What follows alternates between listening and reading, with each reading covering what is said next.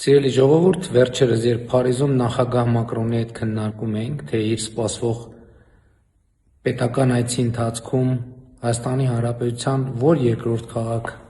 այցելենք, որովհետև այդպիսին է պետական այցերի արարողակարգը, այն պետք է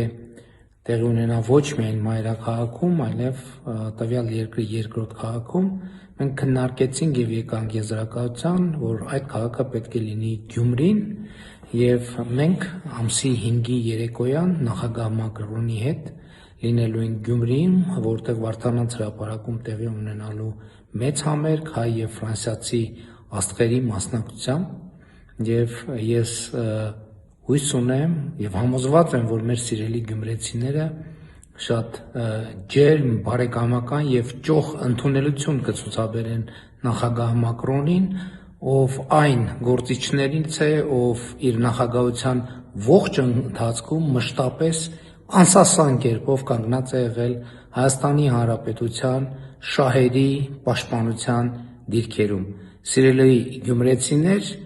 համոզված եմ, որ մենք միասին ի ցույց կդնենք մեր հյուրասիրությունը